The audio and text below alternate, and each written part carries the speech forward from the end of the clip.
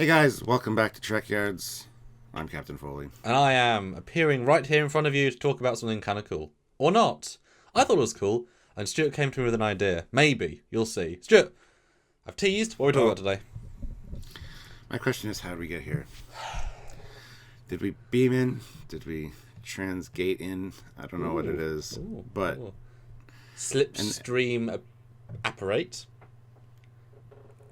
Yeah. Let's keep adding different words of all the transport. Today we're talking about the transporter gates outside of Starfleet Command. That you see Picard walk through, and other people walk in behind him, and then other people walk the other way, and they're being beamed. It's a fantastic idea. But Well, Stuart, give us we will know, but give us a brief. How does the transporter work in the standard format? What's the basic 101 of that? you lock onto coordinates. You take the person on your pad, you dematerialize them, and you rematerialize them at the coordinates. Pretty simple. Mm-hmm. Or you lock onto them at the coordinates and rematerialize them on the pad. So it's a two-process science fiction. Two-process system. Your pad dematerializes, you send the signal wirelessly, their pad rematerializes. So it's a two system, although you can do site to site, and you can do transporter pad to site, where there's no secondary rematerialization, which now I've said that actually kind of sounds a bit like how they do that. That's how they do all the planets.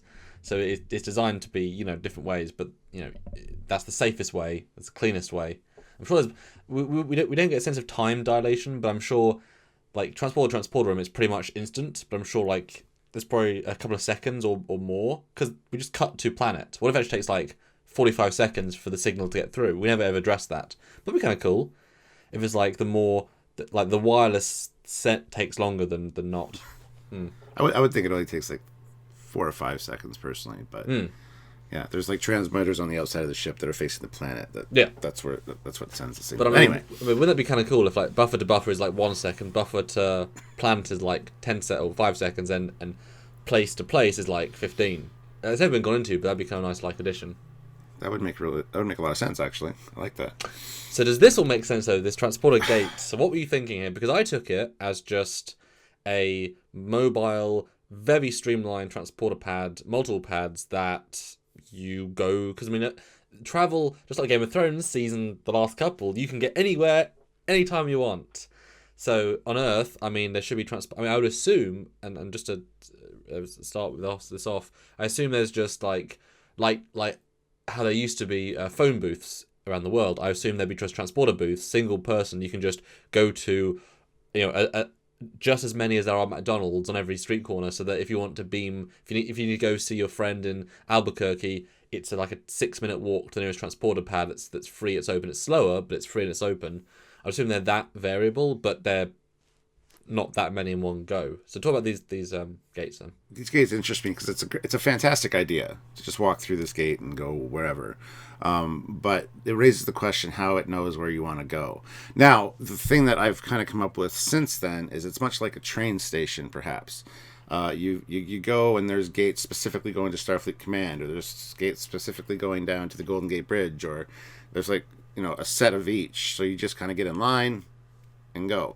And then these gates outside Starfleet Command automatically take you back to that station where you can go to another gate. And there might even be specialist transporters that can take you to your buddy's apartment, where you actually have to have the address and all that, and they'll beam you there. Which Picard did in episode 2, into Daj's ex-apartment. Yeah. So, at first, when I first thought about it, I'm like, well, it makes no sense. Everybody's just walking in and out. There's no real sense of them giving any kind of destination. But if there's a centralized transporter station, I think that's probably the best idea. And specific locations like Starfleet Command, stuff like that, that's really important, is going to have dedicated gates to it. So, and when you walk back through those gates from Starfleet Command, you go back to that station, and then from there you can go wherever you need to go. Well, the difference, I guess, between, we've had transporters, they have, since NX-01 era. That's a long time, so it's so mundane. And so at this point, it's just about the efficiency factor of the amount of people moving. If you want to get from Academy to Command, Starfleet Academy to Starfleet Command, well, is there a pad you wouldn't want to wait 5 seconds to beam up and down? If that route is well as travelled, then just the instant beam effect, where it's just a very centralised system, that makes sense.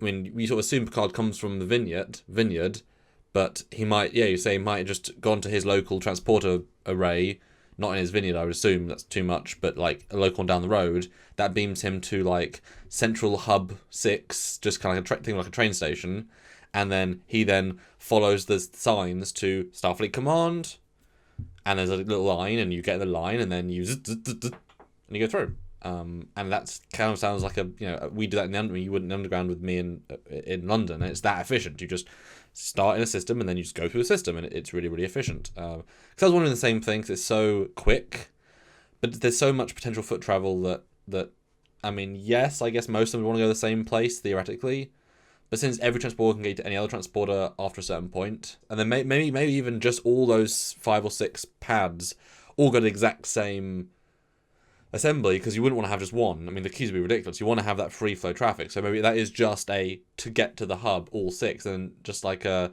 train station ticket machine, all the line does the exact same thing, but you have to still get through it to get to the main station. It would have been cool with these gates, because there's like 5 gates lined up there. If each one had like a different location at the top, much like a bus. A bus has a destination. If they had something like that, indicating that each one went to a different one. So people coming in were coming from that area, and then people going back through are going to that area as well. So that would be kind of neat as well. But I think it modernizes it a little too much. People have been complaining about the vocabulary and the way people speak in this as very modern. I think that would dumb it down too much for people. But yeah, no, I agree. And if you do have it be that specific, then you need more pads, because then there's more zones. Obviously, and because yes, those 5 might be really useful, but what if you want to go to a sub place? You can't, so it makes more sense to go to a central area where there's maybe like concentric rings of pads, or And it makes you wonder too if from a ship or whatever, if you select Starfleet Academy or Starfleet Command, there might be different options for that, where you can just show up to these gates, as that's the instant transporter lock for the ship, or if they need to, they can beam you into the facility or wherever. Well, that brings up an interesting conceptual point of, in this world where travel, the Earth is so small, you could go to Russia for tea and then back for seconds in France, seconds for seconds. But if there were, would you in this world, would you be okay with the idea of beaming into a centralized, so from this fictional train station, central beaming, into Starfleet headquarters, right? And you always have to beam in that one zone. And therefore you have to walk to wherever you want to go. So maybe I want to go 10 blocks down. Do you think the people of the era are like, yeah, it's just 10 blocks, even though you could beam right there, but because it's already so convenient, they're like, and then the walk? Or would they be more inclined to say, get me right there? What do you think the mental state would be in this sort of future?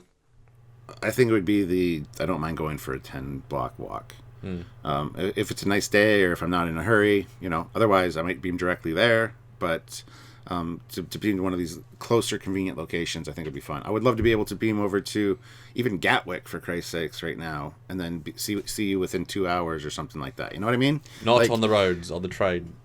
Yeah. But it's just that level of convenience would be absolutely glorious. But but whenever you think of the sort of everything being done for you, you think of Wall-E and the humans. When they have everything, they become just people in chairs doing nothing. And I would like to think that once we have that much convenience, the small things, you'd appreciate the walk and the fresh air. And I can imagine just the sense of, I'd love to take a walk. A random person will say, "Oh, I love the air in Germany. I love how fresh it is." Oh, that really got me going for the mornings. Back to Starfleet Command for work. I mean, can you imagine that? Just taking a walk in a French vineyard. Well, that is Picard's thing, but it'd be incredible to be able to do that. Make the world so small, but also allow for, I want to eat my favourite cheese from one deli in New Delhi, and I live in Poland, but I also work in England, and my wife lives in Hungary. It's like, what? And all of that was in one day, and I didn't think anything of it. It was amazing. That would be amazing. Yeah. No, I like that. And I think we've definitely put more thought in than they have. I can't imagine they designed it that much. They just said, they're just transporters, you just pick where you go. But the amount of travel, the amount of implied going forth, it's instant. It is absolutely... And the beaming is also quicker as well. I know you got people coming in and going out the same gates, like almost right after each other. I'd be afraid of like colliding my molecules with somebody and forming inside somebody else. No, seriously, that's almost worrying actually, because can you imagine even if you split second it? Yeah. Well, that's why there should be some dedicated to exiting and some dedicated to entering, as well. Yeah, that's not safe. Yeah. I can imagine maybe there would be a split second force field. Like there would have to be. That sort of like just stops you, or maybe because if this is just normal. I mean, so many things technology we take for granted now. We've learned the eccentricities. You know, how long a computer takes to boot up. We've learned to accept however many seconds. You know, or whatever. Or washing machine. Like our washing machine, it takes a few seconds or a minute or two to go from finish wash to unlock. That's just a thing we deal with, whatever. And so you can imagine that if this is every day, then you are, although they didn't really represent that in the scene, but we're getting more thought out, that you might say, if you see someone beaming or out, wait at least 2 seconds until we know if someone else is going to come along. Or you've got like a 2-second window to go in before someone else goes out. Like maybe its buffer is every like 5 seconds. Instead of you've got a 2-second window in or out, and you've got to time it. But it's so obvious, you just don't think about it. You just instinctively know, oh, great, okay, now I can go. Okay, great, now I can go. I don't get that sense watching this scene. No. It seems very chaotic. Like people are beaming in, and all of a sudden somebody will just, And I want to know. I mean, I'm sure it's just motion control, but the visual effects of that scene to have people in and out of the same space, like it's a very simple effect, very simple, cool effect, but it tells a good story. And I'm sure it was several passes, but that's actually an effect to have to do because these people aren't disappearing. But I still hope that we don't just remove the transporters, although we have had 3 different transporter variations in episode 1 and 2 alone. We had the normal one, which appears to be where Picard beams into Darge's room. It does take longer. It is more of an effect of we're beaming. It was slower. The gate, it was instant. I mean, that was a really rushed effect. And then we had the Romulan strike team, or Death Squad as they call them later, beam off a roof as he's falling. And that's also pretty quick, although not as quick as in the trailer. Now, not this is about transporters, but do you think that was him beaming to safety or being beamed out of the situation? Because someone said it's an automated. It beams him to the floor safely. What was your vibe there? We talked about that previously as well. Perhaps being a safety feature, so nobody can fall off. I wouldn't have a problem with it being a dedicated like safety feature. That'd be kind of neat, actually. But I have a feeling it was probably the Romulans that beamed him. Because I think he shows up again at the top of the stairs, like to fight her again. I do believe somebody else beams in, so I think it's the same guy.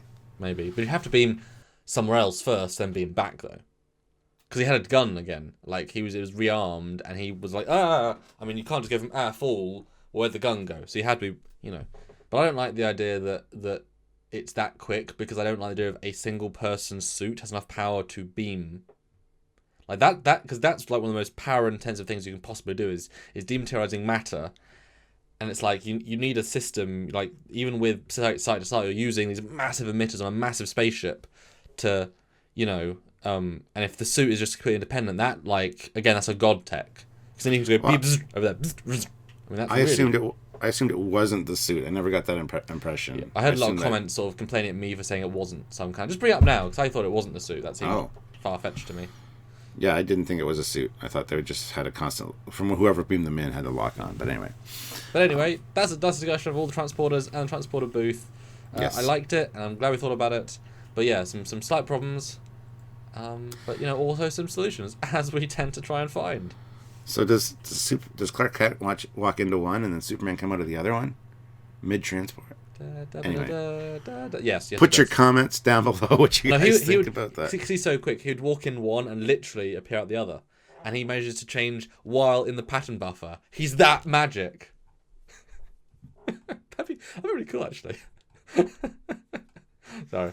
Anyway, guys, let us know your thoughts as always. Like the video, subscribe to the channel, do all that cool stuff. Hit the notification icon, and keep watching for more great content about cool things. I don't know if you guys have noticed, but with the new shows, we put out a lot of content every single day, and they're not clickbaity. They are thought through topics with edited graphics. We're looking at canon and old canon, new canon, thinking it through, and stuff that we can't just do in a big long review because it's about the scenes and the moments, but what about the little ideas, the little technical stuff. We have a lot of fun doing this, and we hope you guys enjoyed too. So keep tuning in and join our lives. It's a great way to not only be part of the community, because it's talk to us and the great fan base, but also support us financially, because without you guys, YouTube kind of sucks. So with you guys physically actively helping, Your financial support allows us to keep going and making these God knows how many videos for you each day, each week, and each new show season.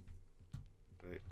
So until next time, guys, I'm Captain Foley. And Bye, guys. Bye, guys.